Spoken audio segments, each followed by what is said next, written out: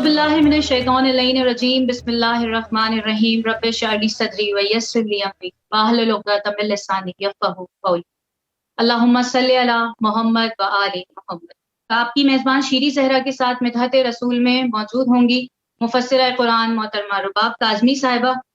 ख़वातीनो हज़रात, ये हमारी खुशनसीबी है कि एक बार फिर परवरदिगार आलम का शुक्र है कि उसने हमें रमज़ानुल मुबारक जैसी नेमत से फैज़याब किया।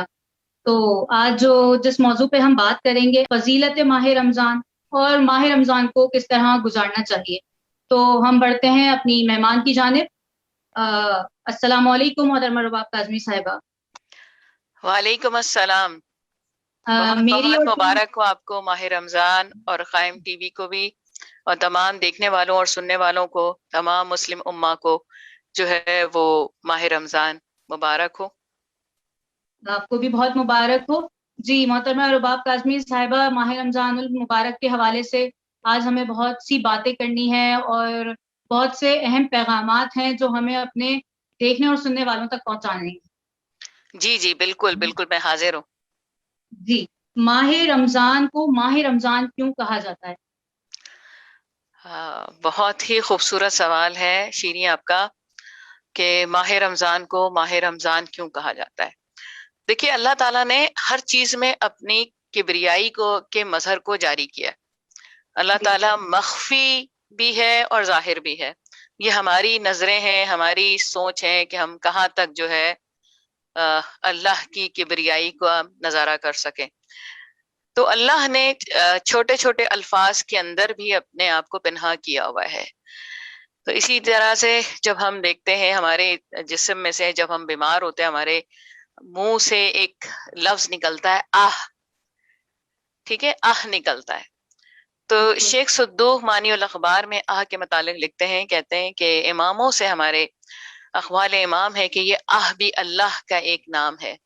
इसी तरह जो है मानी उल अखबार में ही जो है वो माह रमजान के मुतालिक है कि माह रमजान को रमजान ना बुलाओ, सिर्फ सिर्फ रमजान ना बुलाओ, क्योंकि रमजान भी अल्लाह ताला के एक नामों में से एक नाम है रमजान। इसलिए इज्जत से उसे बुलाया जाए। जैसे हम अल्लाह को अल्लाह सिर्फ नहीं कहेंगे, अल्लाह ताला कहेंगे या परवरदिगार आलम। इसी तरह जब अल्लाह के नाम की बात आती है तो इज्जत और तकरीम जरूरी है। तो उसलिए हमें इमामों की तरफ से हिदायत है कि इसे माह रमजान बुलाओ, रमजान सिर्फ ना बुलाओ।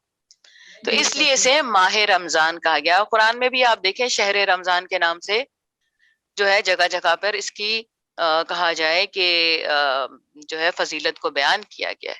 तो ये अल्लाह की किबरियाई है, अल्लाह का मजहर है कि उसने महीनों के नाम में भी अपने आप को पोशीदा किया हुआ है, अपने आप को जाहिर किया हुआ है। बिल्कुल। पोशीदा उसने किया है, जाहिर इमामों ने किया है। सुभान अल्लाह। जी। सुभान अल्लाह। जी, आपने अभी जिस तरह माह रमज़ान की ये फ़ज़ीलत के बारे में बताया, तो हम चाहेंगे कि इस पे आप थोड़ी तफ़सीली गुफ्तगू करें कि माह रमज़ान की फ़ज़ीलत क्या है? देखिए, माह रमजान की फजीलत जो है वो बहुत ज्यादा है। ठीक है, माह रमजान अब कुरान में जगह जगह जो है माह रमजान का जिक्र है, शहर रमजान कहा गया है।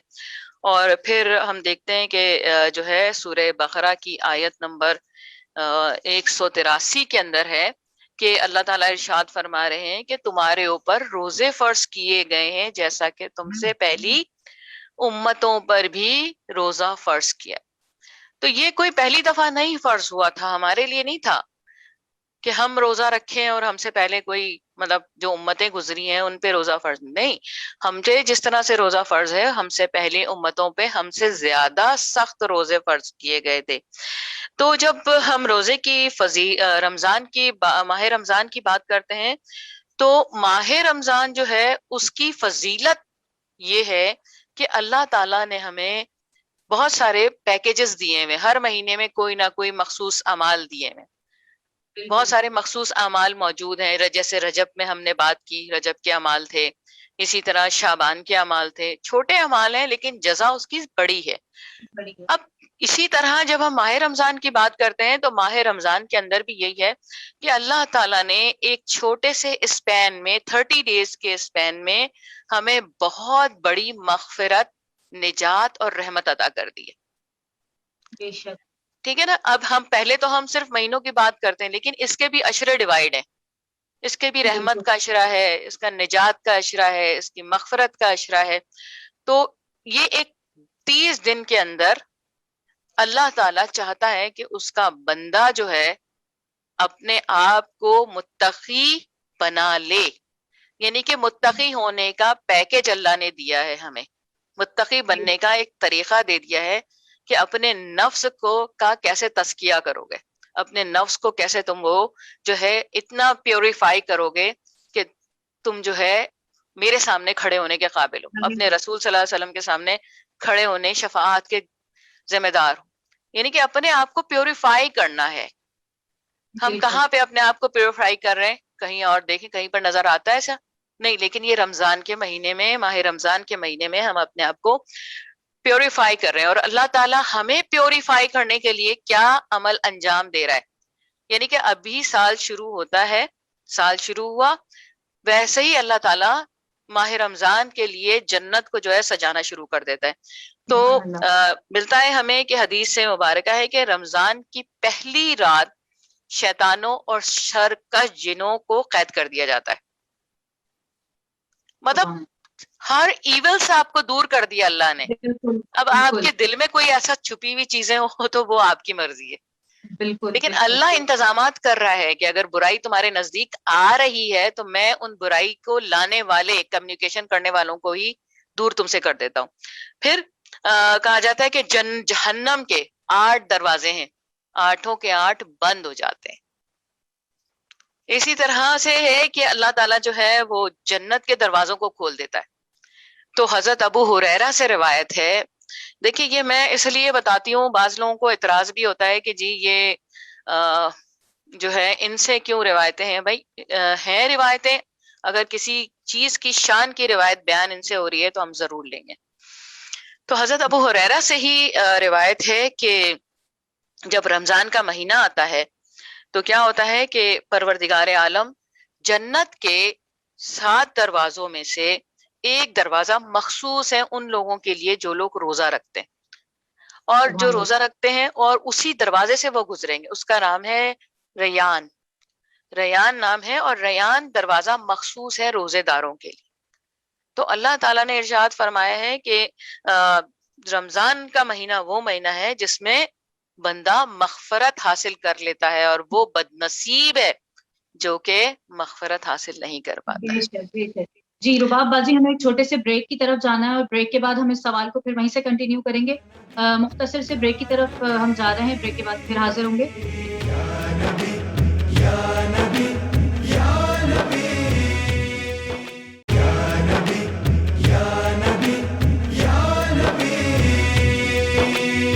جی مختصر سے بریک کے بعد ہم پھر حاضر ہیں، اور ایک بار پھر میں آپ تمام دیکھنے اور سننے والوں کو بتاتی چلوں کہ اس وقت ہمارے پروگرام میں موجود ہیں مفسرہ قرآن محترمہ رباب کاظمی صاحبہ، اور ہم بات کر رہے تھے ماہ رمضان کی فضیلت کے حوالے سے. اور میں چاہوں گی کہ اسی سوال کو ہم وہیں سے کنٹینیو کریں تو وہ زیادہ بہتر ہے، جو گفتگو ابھی ہم نے بریک سے پہلے ڈراپ کی. جی بالکل. تو ماہ رمضان کے لیے حضرت عبداللہ ابن عباس سے روایت ہے کہ رسول اکرم صلی اللہ علیہ وآلہ وسلم نے ارشاد فرمایا، بلا شبہ جنت ماہ رمضان کے شروع سال سے آخر تک سجائی جاتی ہے. اور پھر کیا ہوتا ہے کہ حوریں بھی رمضان کے روزے رکھنے والوں کے لیے شروع سال سے آخر سال تک سجائی جاتی ہیں. اور پھر کیا ہوتا ہے کہ جب ماہ رمضان کا مہینہ شروع ہوتا ہے تو جنت اللہ تعالیٰ سے عرض کرتی ہے، اے اللہ اس مبارک مہینے میں اپنے بندوں میں کچھ بندے میرے اندر قیام کرنے والے مقرر فرما دے، جو عبادت کریں کر کے میرے اندر داخل ہو سکے. اور اسی طرح حوریں بھی عرض کرتی ہیں کہ اللہ ذوالجلال اس بابرکت مہینے میں اپنے بندوں میں سے ہمارے واسطے کچھ خاوند مقرر فرما دے. تو دیکھیے کہ رمضان، ماہ رمضان جب آتی ہے تو اللہ تعالیٰ اپنے بندوں پہ وہ تمام چیزیں جو اس کے لیے مصیبتوں کا، بلاؤں کا باعث بنتی ہیں اس کو دور کر لیتی ہیں. اور کیا ہوتا ہے کہ ہمارے اس عمل کے لیے اللہ تعالیٰ خود اپنی جنتوں کو سنوارتا ہے. کہ میرے وہ بندے آنے والے ہیں جنہوں نے اپنا تزکیہ کیا ہے، اپنے نفس کو پیوریفائی کیا ہے، اپنے نفس کو جو ہے وہ اس قدر روزہ رکھ رکھ کے اپنے اندر سے حرام ختم کر دیا کہ مولا علی کا قول ہے کہ اگر تمہیں شائبہ ہو جائے کہ تم میں حرام چلا گیا ہے تو تم جو ہے وہ اس قدر روزہ رکھو کہ تمہارا گوشت ہڈی سے جدا ہو جائے، پگھل جائے، کہ تم ہڈی ہی رہ جاؤ صرف. یعنی کہ ہڈی جو ہے وہ حرام کے ساتھ نہیں کریٹ ہوتی ہے، لیکن گوشت جو ہے وہ حرام سے بنتا ہے. تو اتنا روزہ رکھو. تو یہاں پر بھی یہی ہے کہ ہم اپنا تزکیہ نفس اس وقت کریں کہ ہم روزہ رکھیں اور اپنے اندر جو ہمارے کہا جائے کثافتیں جا چکی ہیں ان کثافتوں کو بالکل ہم دور کریں. تو یہ ہمیں اللہ تعالیٰ نے ایک چھوٹے عرصے کے لیے بڑا پیکج دیا ہوا ہے کہ اپنے آپ بالکل کو پیوریفائی کر کے میرے سامنے. اور اللہ بہت سارے انتظامات کر رہا ہے کہ قرآن کی بہار بھی اسی کے اندر ہے. بالکل محمد والے محمد لیلۃ القدر جناب سیدہ سلام اللہ علیہ کا ذکر کہا جائے تلاش بھی اسی میں ہے. ہم تو تلاش نہیں کرتے ہیں کیونکہ ہمارے اماموں نے ہمیں بتا دیا کہ کون سی راتوں میں مخفی ہیں، تو ہم تو وہیں جا کے سیدھا کھڑے ہوتے ہیں. تو اس بے لیے شک جو ہے اللہ تعالیٰ نے خوبصورت ایک عظیم پیکج، ایک عظیم رکن جو ہے ہمارے لیے، ہمارے سے پہلے بھی کیا لیکن ہمارے لیے نرم کر کے کیا. بے شک. جی محترمہ رباب کاظمی صاحبہ، ابھی آپ نے اپنی گفتگو میں ہی پہلے کی امتوں کے بارے میں تذکرہ کیا تھا، جی جبکہ جی میرا سوال ہے کہ اللہ تعالیٰ نے امت محمدی پر 30 روزے فرض کیے ہیں، جی جی جبکہ گزشتہ امتوں پر اس سے زیادہ فرض تھے. اس کی کیا وجوہات ہیں؟ دیکھیے کہ یہ واقعہ کچھ اس طرح سے ہے. کتاب کا نام ہے علل الشرع اور یہ بھی شیخ صدوق صاحب کی ہے، بڑی خوبصورت کتاب ہے. اس کے اندر ملتا ہے کہ ایک شخص آیا ہے اور اس نے آ کے، یہودی تھا وہ، اور وہ آ کے اس نے رسول اکرم صلی اللہ علیہ وآلہ وسلم سے کچھ سوالات کیے اور پھر اس نے پوچھا کہ جی پہلی امتوں پر تو جو ہے وہ زیادہ روزے فرض تھے، آپ کی عمر پر جو ہے وہ صرف 30 دن کے روزے ہیں، اور وہ بھی صرف دن کے، رات کے نہیں، دن رات کے نہیں ہیں. تو رسول اللہ صلی اللہ علیہ وسلم نے جو ہے وہ ارشاد فرمایا کہ روزہ اس لیے فرض کیا گیا، ٹھیک ہے، روزہ ہم پہ فرض کیوں کیا گیا؟ یہ دیکھیے اللہ تعالی نسلوں میں جاری رکھتا ہے، نسلوں میں، بے ٹھیک ہے. شک تو کہا کہ نبی اکرم صلی اللہ علیہ وسلم نے ارشاد فرمایا کہ حضرت آدم علیہ السلام جو تھے انہوں نے جس درخت کا پھل کھایا تھا وہ پھل جو ہے ان کے پیٹ میں، یعنی کہ ان کے شکم میں 30 دن تک موجود رہا. 30 دن تک وہ، یعنی کہ اب دیکھیں کوئی بھی ہم کھانا کھاتے ہیں، کوئی بھی ہم غذا کھاتے ہیں، وہ 30 دن تک ہمارے شکم میں موجود رہتی ہے. تو 30 دن تک وہ شکم میں جو ہے وہ رہا، اور اللہ تعالیٰ نے اس کی وجہ سے، اس ترک اولا کی وجہ سے اللہ تعالیٰ نے ان کی ذریت پر 30 دن کی بھوک اور پیاس کو فرض کر دیا. یعنی کہ جو عمل باپ نے انجام دیا تھا اس کی وجہ سے ہمیں روزہ رکھنا پڑتا ہے کہ وہ 30 دن تک ان کے شکم میں موجود رہا تھا. یعنی کہ ہمارا ابھی رابطہ منقطع نہیں ہے حضرت آدم سے. بالکل بھائی نسل تو انہیں کی ہے نا، ہم سارے بے ہم شک نسل میں ان کے چلے آ رہے ہیں. تو جی انہوں نے جو عمل انجام دیا، یعنی کہ اب آپ ہم اس سے بھی اندازہ لگ سکتے ہیں کہ جو کچھ ہم انجام دیں گے وہ کل ہمارے بچوں کے سامنے بھی آئے گا. بالکل تو حضرت آدم سے جو ترک اولا ہوا، اور اس ترک اولا کی وجہ کیا تھی کہ انہوں نے وہ اس درخت کا پھل کھایا، اور وہ درخت کا پھل 30 دن تک ان کے شکم میں موجود رہا. تو اللہ تعالیٰ نے ان کی ذریت پر 30 دن کا روزہ فرض کر دیا، یعنی کہ بھوک و پیاس فرض کر دی. اور کہا کہ نبی ارشاد فرماتے ہیں کہ یہ لوگ شب میں کھا پی لیتے ہیں اور ان پر اللہ تعالیٰ کی مہربانی ہے، یعنی کہ ہم جو رات میں کھا پی لیتے ہیں یہ اللہ نے ہم پہ مہربانی کی ہے. اور اسی طرح حضرت آدم علیہ السلام پہ بھی روزہ فرض تھا، اور میری امت پہ ہی یہ روزہ فرض کیا ہے. اس کے بعد رسول اللہ صلی اللہ علیہ وسلم نے ارشاد فرمایا کہ انہوں نے سورہ بقرہ کی 184 اور 183 آیت کی تلاوت کی کہ تم لوگوں پر روزہ اسی طرح فرض کیا گیا ہے جس طرح تم سے پہلی امتوں پر فرض کیا تھا، تاکہ تم لوگ تقوی اختیار کرو. یعنی کہ اپنے شکم میں جو کچھ تم غلط لے گئے ہو وہ اس روزے کے ذریعے سے اپنے روح کو پیوریفائی کرو، اپنے جسم کو پیوریفائی کرو. پھر نبی صلی اللہ علیہ وسلم نے ارشاد فرمایا کہ جو مومن بھی حساب کر کے ماہ رمضان میں روزے رکھے گا تو اللہ تعالیٰ اس کے لیے 7 باتیں قرار دے گا. 7 باتیں قرار دے گا کہ سب سے پہلے اس کے جسم میں حرام پگھل جائے گا. ٹھیک ہے، حرام پگھل جائے گا. اور جو ہے دوسرے اللہ تعالیٰ کی رحمت سے قریب ہو جائے گا. تیسرے اس کے باپ حضرت آدم علیہ السلام کے ترک اولا کا کفارہ بن جائے گا. چوتھے اللہ تعالیٰ اس پر سکرات موت کو آسان کر دے گا. پانچویں اللہ تعالیٰ اس کو قیامت کے دن بھوک اور پیاس سے امان دے گا. اور چھٹے اللہ تعالیٰ اس کو قیامت کے دن برات عطا کرے گا. اور ساتویں اس کو جنت کی طیب غذا کھلائے گا.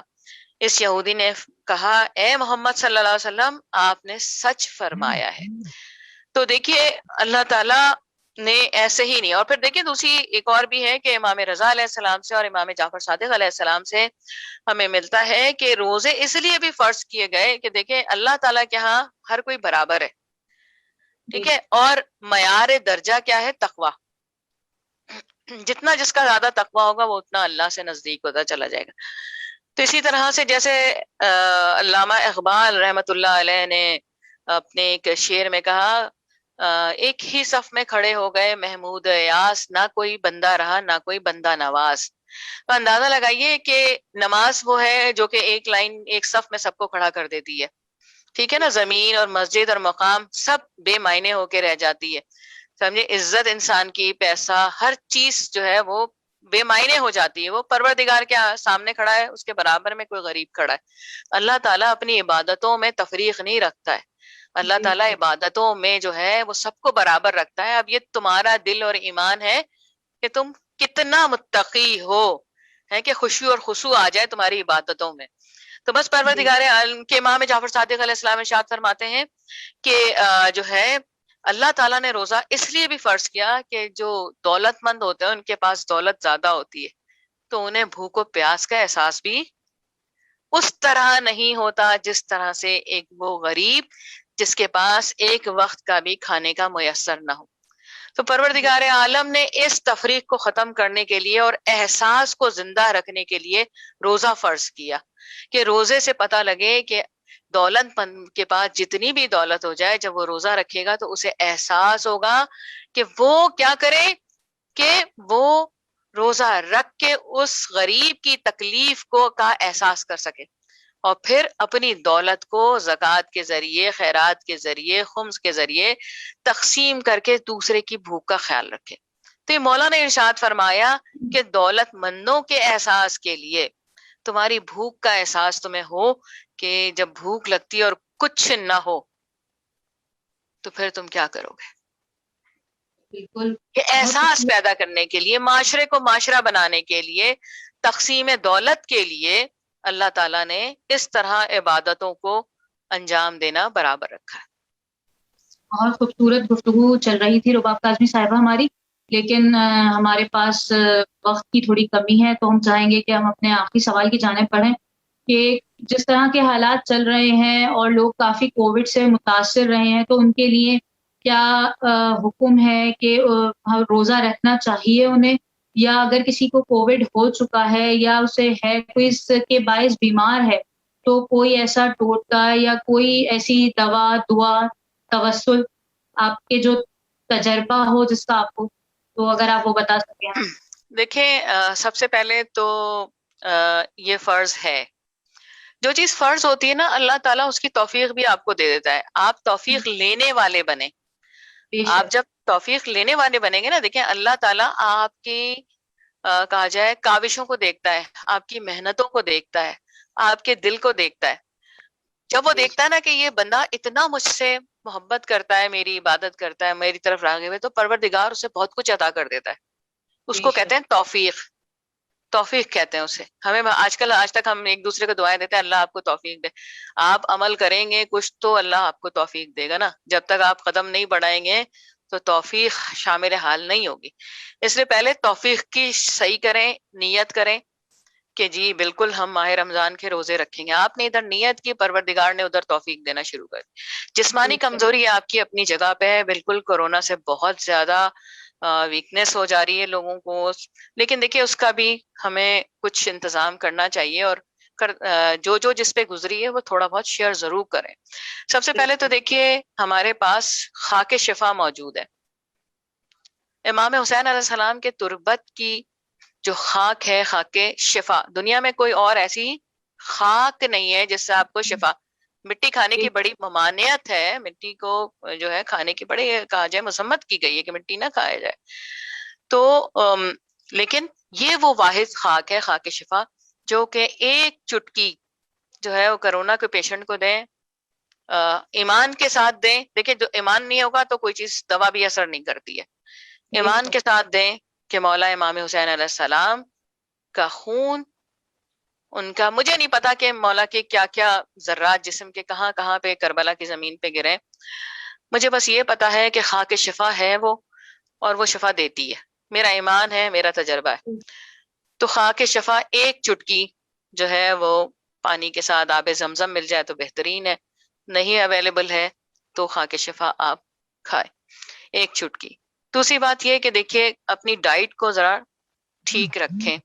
دیکھیے ڈائٹ بھی بڑی عجیب ہے, اللہ تعالیٰ نے جس چیز کے اندر شفا رکھی ہے اس کو ہمیں استعمال بھی کرنا چاہیے. اس خصوصاً کووڈ کے جو کہا جائے سیزن اور کہا جائے کووڈ کا دور چل رہا ہے, اس میں ہمیں ضرور کہ جو بھی ہمارے تمام لوگ ہیں, ایک کلونجی ٹیبلٹ آتی ہے, اس کلونجی ٹیبلٹ کو اپنی غذا کا حصہ یعنی کہ اپنا ایک دن کا سپلیمنٹ ضرور کر لیں.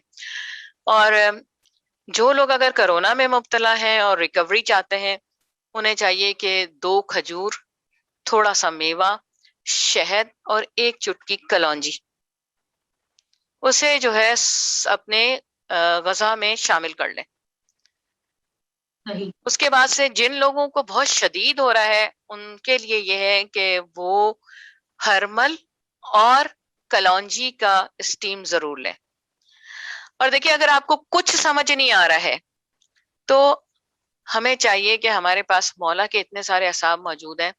ہم پہ الزام ہے کہ ہم اصحاب کو نہیں چاہتے, لیکن یہ اصحاب بڑے عجیب ہیں مولا کے, کہ ان جیسے اصحاب نہ ان کے بابا کے تھے نہ ان کے نانا کے تھے. تو امام حسین علیہ السلام کے جو اصحاب ہیں بڑے لاجواب ہیں. ان میں ایک طبیب بھی تھے جن کا نام ہے حضرت زہیر ابن قین, جن کے لیے ملتا ہے کہ وہ طبیب تھے. تو آپ ان سے توسل کریں, اور آپ کی جتنی توفیق ہے آپ صلوات کی تسبیح ان کو ہدیہ کریں, اور ان سے آپ دیکھیں شہید زندہ ہیں, ٹھیک ہے, ان سے گفتگو کر کے کہیں کہ ہمارے لیے آپ جو بہتر ریمیڈی ہے یا جو بہتر علاج ہے وہ ہمیں تعلیم فرمائے. اور حقیقتاً ایسا ہوتا ہے کہ آپ کو وہ عطا کر دیتے ہیں. بالکل. تو اس کرونا کے دور میں روزہ رکھنا, اور یہ بھی نہیں ہے کہ جو لوگ بالکل رکھ نہیں سکتے ہیں, جو میڈیکلی انفٹ ہے, ان کے لیے روزے میں کے لیے حساب سے اللہ تعالیٰ نے جو ہے آسانیاں بھی رکھی ہیں. اور وہ آسانی میں معاشرے کے لیے اگر روزہ نہیں رکھ پا رہے ہیں, کوئی میڈیکل پرابلم ہو گئی ہے, کوئی ایسا چیز ہے جس سے بالکل آپ نہیں کر پاتے ہیں روزہ رکھنے کی, آپ کوشش کر بھی رہے ہیں لیکن نہیں کر پا رہے ہیں. بہت سارے لوگ ہیں جن کو نوزیہ آخر میں ہو جاتا ہے, وامٹ ہو جاتی ہے, تو وہ نہیں رکھ پاتے. میں نے ایسے ایسے لوگ دیکھے جنہوں نے زندگی میں شاید ایک روزہ بھی نہیں رکھا ہے, ان کے ساتھ پرابلم ہے. تو اب اس کا بھی اللہ تعالیٰ نے کہا ہے کفارہ ادا کریں تاکہ معاشرہ چلتا رہے. معاشرے کے اندر صرف ایک آدمی کے پاس چیزیں نہ رہیں, بلکہ جو کفارہ آپ ادا کریں گے اس سے 60 مسکینوں کا کھانا بھی ہے. اسی طرح سے آپ کا جو روزہ ہے آپ کسی کو اجرت دے کے بھی روزہ رکھوا سکتے ہیں. جو لوگ کرتے ہیں اس طرح سے روزہ رکھتے ہیں انہیں اجرت دیں, تاکہ معاشرے کے اندر جو دولت ہے وہ ایک جگہ پہ نہ جمع رہے بلکہ ڈسٹریبیوٹ ہوتی رہے. یہ سب ہے, آپ کو کوئی چیز چھوڑنی نہیں ہے, آپ کو چھوڑنا نہیں ہے, بلکہ اس کے طریقے بھی اللہ نے بتائے کہ اگر تم یہ نہیں کر سکتے ہو تو پھر یہ کرو اس کے لیے. تو ہمیں معاشرے کو بھی ساتھ لے کے چلنا ہے. اب یہ ہم سوچ لیں کہ جی ہم نے روزے نہیں رکھے ہیں یا ہم نہیں رکھ پا رہے ہیں یا کوئی وجہ ہے میڈیکل, یا کرونا سے اتنی زیادہ ویکنیس ہو جاتی ہے کہ آپ کے ہاتھ پاؤں میں لرزہ آ جائے, تو یقینی بات ہے دوسرا راستہ اختیار کریں, آپ روزے کو جانے نہ دیں. اور پھر سب سے بڑی بات یہ ہے کہ جن لوگوں کے اعمال میں کمی ہے, پروردگار عالم نے بہت آسان سی چیز رکھی ہے, کہ اپنے زندگی میں صلوات کی تعداد کا اضافہ کرتے چلے جاؤ. جتنا صلوات پڑھو گے، بظاہر غریب لوگ ہیں کفارہ نہیں ادا کر سکتے، ٹھیک ہے، کیا کرے؟ صلوات پڑھے اور استغفار پڑھے. یہ دو ایسے عمل ہیں جو کہ ہر شخص کر سکتا ہے، چاہے وہ امیر ہو چاہے غریب ہو. تو یہ تمام چیزیں ہیں، اگر ہم کریں گے تو انشاءاللہ اور جن لوگوں نے کیا ہے انہوں نے فائدہ اٹھایا ہے اس سے. بے شک. جی محترمہ رباب کاظمی صاحبہ، ہم آپ کے بےحد مشکور ہیں کہ آپ ہمارے پروگرام میں ہمارے ساتھ شامل رہتی ہیں، اور انشاءاللہ آگے کی نشستوں میں بھی ہمارے ساتھ رہیں گی. اور یقیناً تمام دیکھنے اور سننے والوں کو بھی اس پروگرام سے بہت معلوماتی چیزیں، انفارمیشن جیسے کہہ لیں کہ ملی ہوگی کووڈ کے حوالے سے اور ماہ رمضان کے حوالے سے. اسی کے ساتھ مجھے اور میری ٹیم کو اجازت دیجیے. فی امان اللہ. رمضان رمضان یوں قائم ہے، رمضان رمضان رمضان یوں قائم ہے، رمضان صدقہ آل محمد سے باقی ہے اس کی شان. رمضان رمضان یوں قائم ہے، رمضان